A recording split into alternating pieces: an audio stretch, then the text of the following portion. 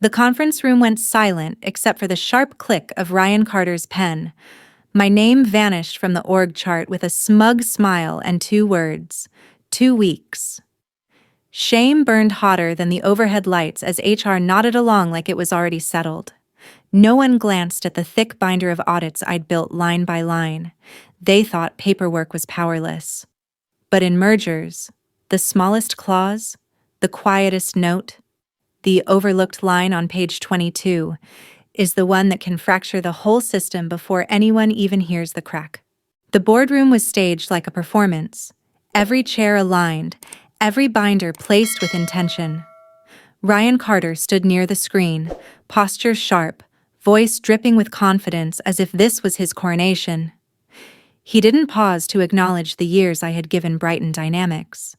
Instead, he turned toward Summit Equity's auditors and declared with rehearsed finality, "Jane Miller will be phasing out in 2 weeks.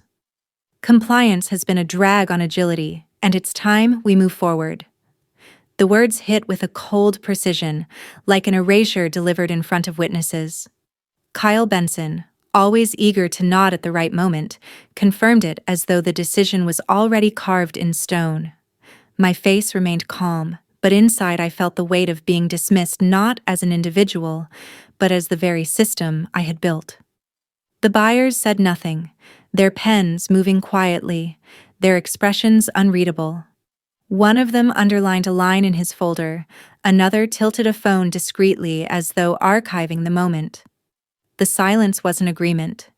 It was observation. Ryan mistook it for control. He believed he had cleared the board, written me out of the picture. What he couldn't see was that every gesture, every scribble, every glance exchanged across the table marked the beginning of a file building against him. My humiliation wasn't the end. It was the opening act, the first visible crack in a structure about to collapse under the arrogance of those who thought compliance was disposable. I didn't argue when Ryan Carter dismissed me, and I didn't waste breath trying to defend my role. Instead, I turned my focus to the only thing that mattered: evidence. I opened the folders I'd curated over a decade, each one holding audit trails, HR logs, and compliance notes that others ignored, but I treated like currency. Summit Equity's auditors weren't there for speeches. They were there for truth, and I had it cataloged line by line. The first file I sent was routine on the surface, a summary of unresolved HR grievances. Ryan had called them noise, but I had every case documented with dates, outcomes, and attachments. Summit didn't reply with praise. They simply added me to a chain Ryan wasn't copied on. That silence said more than words. Within days, more requests came directly to me. Turnover metrics, client exit data, policy drafts. I forwarded each without commentary, letting the numbers speak. Ryan's glossy reports told one story. My files revealed another. Each time I responded, the gap between perception and reality widened. Kyle Benson tried to patch over Ryan's failures with polished memos, but the auditors always circled back to my originals. Metadata doesn't lie. By the end of the second week, my inbox looked different. Requests no longer came addressed to the compliance team. They came addressed to me. "Jane, can you verify?" "Jane, please confirm." That shift was quiet but undeniable. Ryan thought he had silenced me, but every clean document I sent became a louder voice than any of his presentations. I wasn't fighting for recognition.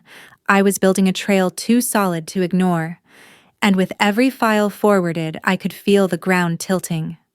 Ryan's confidence was still loud, but the system had already begun to whisper my name instead of his. The cracks in Brighton Dynamics didn't start with an explosion. They began with small tremors that Ryan Carter refused to notice. His first mistake was presenting fabricated client retention reports to the board, confident no one would dig deeper. He cherry-picked numbers, smoothed over losses, and called it growth. The problem was Summit Equity's auditors weren't impressed by flashy charts. They wanted raw contracts, renewal logs, and complaint records. When they asked for details, Ryan stalled.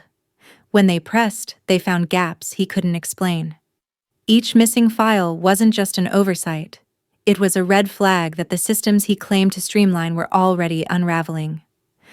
HR was next. Kyle Benson tried to bury grievance reports by reclassifying them as informal feedback, stripping them from official records. He thought renaming documents would erase the trail, but my copies told a different story.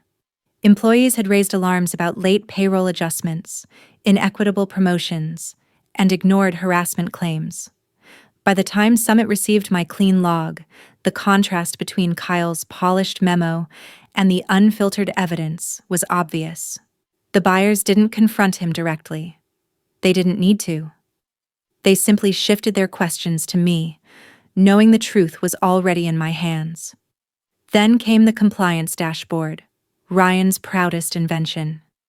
He unveiled it in front of executives with the swagger of a man unveiling a product launch. He called it a streamlined governance portal, promising it would eliminate red tape and make audits plug and play. Within days, the system buckled. Login credentials failed, data sets disappeared, and audit trails went blank mid-review. Legal flagged it as a catastrophic breach because without traceable records, every certification Brighton Dynamics held was at risk. Ryan tried to spin it as a beta glitch. The auditors weren't fooled. They asked for the previous system's logs, and of course I had them, intact and properly archived. When I forwarded the files, time-stamped and reconciled, the contrast was damning. What Ryan called innovation was exposed as negligence. His third blunder came in the form of client communications.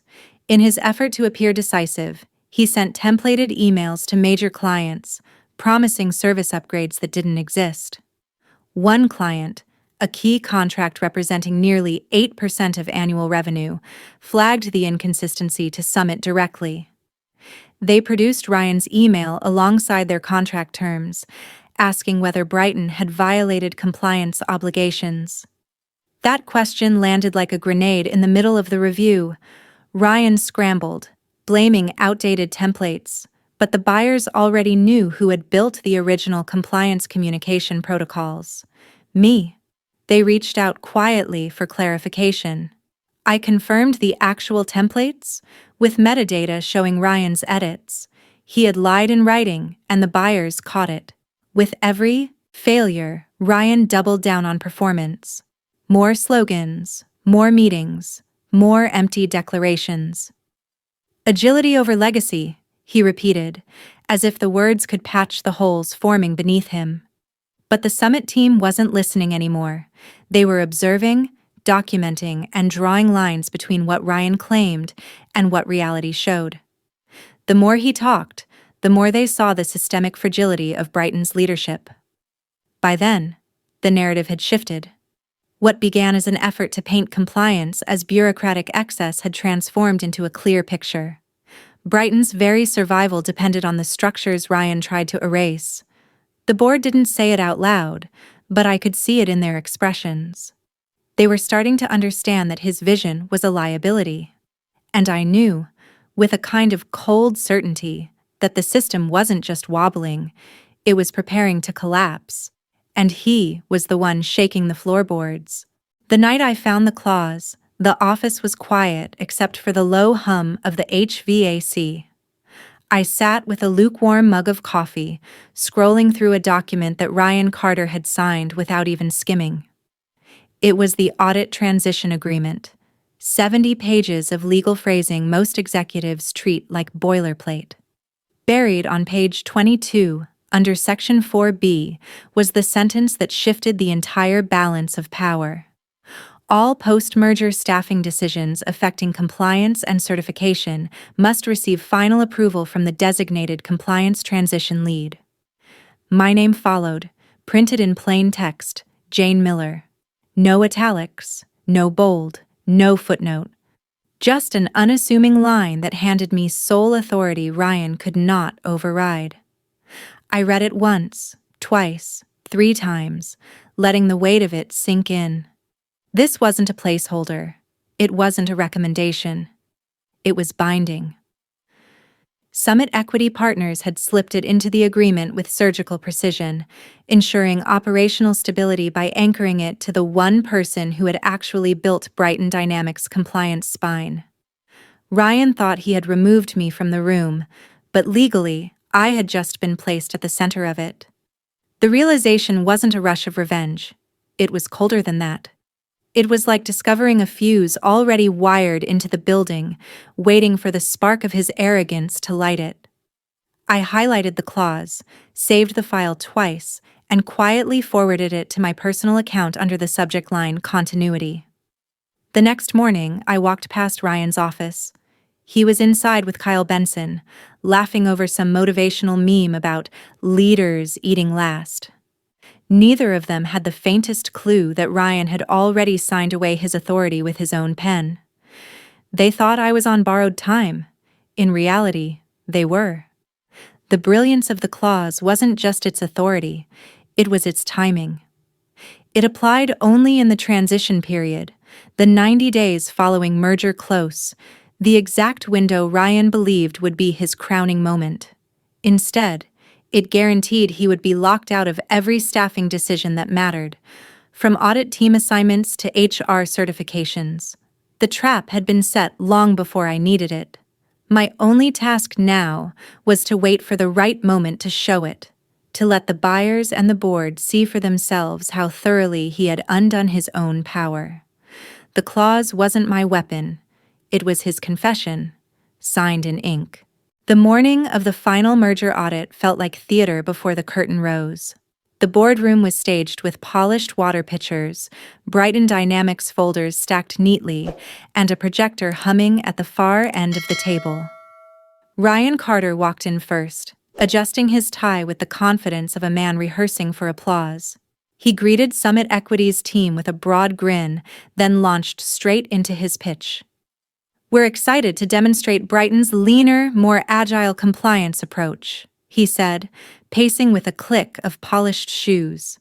His slides flashed with buzzwords: synergy, modern governance, innovation through transformation. The words filled the air like smoke, but no one coughed. They just waited. I sat in the back corner, no nameplate, no folder, just a notebook and a card in my jacket pocket. Ryan motioned to Kyle Benson, who nodded solemnly like a stagehand hitting cues. Kyle distributed handouts filled with graphs that looked neat, but didn't align with the real numbers buried in my files. Summit's auditors flipped through them, expressionless, pens poised like scalpels. Ryan's voice grew louder, more performative. "And of course, compliance has been streamlined. The bureaucratic hurdles are gone. We're phasing out redundancy. Jane Miller will be concluding her role in 2 weeks to make way for a more efficient process." The sentence landed with a thud, heavy and final. HR nodded again, as if confirming my erasure. The room was silent long enough for Ryan to mistake it for agreement. He smiled wider. That was my cue. I stood, walked calmly to the table and slid a matte black card toward Summit's CEO. It read, "Jane Miller, Compliance Transition Lead." He picked it up, eyebrows arching ever so slightly, and then he chuckled. Not cruelly, but knowingly, like someone watching a puzzle piece finally lock into place. Ryan froze. "Something funny?" he asked, his voice cracking just enough to betray nerves. The CEO didn't answer. Instead, he turned to the Summit legal counsel, who opened a thick binder already tabbed in yellow. Without hesitation, the counsel flipped to page 22. His finger tapped the clause and he read aloud, "All post-merger staffing decisions affecting compliance and certification must receive final approval from the designated compliance transition lead, Jane Miller." The sound of my name spoken in that context echoed louder than Ryan's entire presentation. The board shifted in their seats. Kyle's pen clattered to the table. Ryan stammered, That's not binding. She's not authorized." The CEO cut him off with a calm shake of the head. "Your signature is here, Mr. Carter." Section 4B. binding. He tapped the line where Ryan's name was inked, undeniable and permanent. Ryan leaned forward, scanning the text as if the words might rearrange themselves into salvation. His face drained as he realized the contract wasn't a suggestion. It was law. There must be a misunderstanding. He tried again, but even he sounded unconvinced. I didn't gloat. I simply opened my notebook and slid forward the audit logs I had prepared. Time-stamped evidence of his fabricated client reports, screenshots of the compliance dashboard collapse, and HR grievance logs Kyle had tried to bury. I didn't say a word. The document said everything. Summit's CEO placed my card on top of the stack like a seal. "This is why we added the clause," he said evenly. "Continuity matters more than slogans. Jane will oversee the transition." Ryan's mouth opened, then closed, like a man gasping for air in a vacuum. Kyle looked down, studying the grain of the conference table as if it could save him. HR shifted uncomfortably, suddenly eager to disassociate. The board, who had once nodded along to Ryan's speeches, now stared at me, calculating and silent. The performance was over. The collapse wasn't loud. It was clinical. Authority shifted in a single sentence, reinforced by signatures Ryan had given freely. His grand finale turned into a public dissection. The CEO cleared his throat, not unkindly. "Mr. Carter, effective immediately, your strategic role is reassigned. You'll support HR in document review." The euphemism was razor sharp. Everyone in the room knew it meant exile to a desk with no clients, no strategy, no voice. The silence that followed wasn't awkward, it was absolute. It was the sound of a system closing around him, a system he had mocked until it devoured him whole. I tucked my notebook back into my bag, stood and gave a polite nod. No victory speech, no dramatic flourish. The collapse had already spoken. The meeting ended not with applause, but with the quiet shuffling of papers, the kind of silence that tells everyone the verdict is final. Ryan Carter remained standing at the head of the table, frozen as if waiting for someone to argue on his behalf. No one did. The Summit CEO's declaration was already echoing in the board's minds. Jane Miller is the compliance transition lead. Authority had shifted, irreversible and absolute. Ryan's reassignment came swiftly. HR confirmed he would be moved to a non-strategic archival role, buried in the lower floors with boxes of files and no client contact. A demotion so clinical it carried more humiliation than rage ever could. Kyle Benson, who had once nodded along with every one of Ryan's declarations, avoided eye contact completely, as if disappearing into his notes would erase his complicity. Meanwhile, my envelope arrived quietly, passed across the table with understated formality. Inside was my new identification badge, the words clear: Interim Director of Compliance Transition. 90 days of authority, backed not by slogans but by law. I clipped it to my jacket, the click louder than any applause. For the first time in weeks, I felt the weight shift. It wasn't triumph, it was steadiness. Brighton Dynamics wasn't suddenly saved, but the foundation had been secured long enough to survive the merger without collapsing under Ryan's vanity. Walking out of the room, I didn't look back at him. His downfall wasn't my spectacle, it was the system's correction. He had mocked the very safeguards that protected him, and now those same safeguards had written his exile in ink. My role wasn't about revenge for its own sake. It was about proving that integrity, when documented and defended, will always outlast arrogance. And as the board turned their attention to the next phase, it was clear. Compliance wasn't baggage, it was the bridge. When the merger dust cleared, the lesson was impossible to ignore. Ryan Carter's downfall wasn't just his arrogance, it was the system exposing its own fragility once he stripped away safeguards he never understood. Brighton Dynamics survived not because of slogans or flashy dashboards, but because the records I had preserved proved stronger than ego. I didn't need to shout or fight. The contract clause, the audits, and the documented truth spoke for me. My appointment as interim director of compliance transition wasn't about a title. It was proof that in corporate life, quiet strength matters more than volume. Arrogance will always overreach. Systems will always reveal the cracks. Ryan learned that consequence isn't loud. It's permanent exile to irrelevance. I walked forward not as someone who won a battle, but as someone who saw clearly. Survival comes from structure, and collapse always starts with one overlooked line. I learned the hard way that arrogance doesn't just bruise egos, it exposes systems already on the edge of collapse. When Ryan Carter dismissed me in front of the board, it felt like an attack on my career, but it also revealed something bigger: how fragile Brighton Dynamics really was. He believed compliance was a barrier, yet every reckless shortcut he took, fabricating reports, ignoring grievances, faking a dashboard, didn't just fail him, it nearly destabilized the entire merger. My role as compliance transition lead wasn't about revenge for my own humiliation. It was about letting the truth surface, line by line, clause by clause, until even the board could see that the emperor had no clothes. The collapse didn't happen when I slid my card across the table. It happened months earlier, every time Ryan ignored a warning, every time Kyle Benson rewrote a memo, every time leadership traded stability for slogans. By the time the clause was read aloud, their downfall had already been signed in ink. My clarity came from realizing that systemic collapse isn't sudden, it's cumulative. And revenge, in its sharpest form, is simply refusing to cover the cracks for those who mocked the people holding the building together.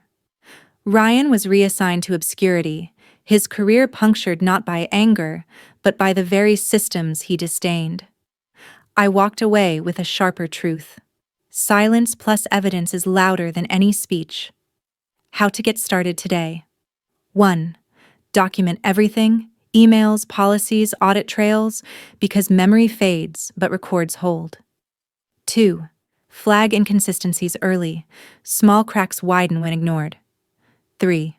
Don't fight arrogance with noise. Fight it with clarity and proof. What about you? Have you ever watched arrogance bring down a system? Drop your story in the comments, share this lesson, and subscribe for more tales of corporate revenge.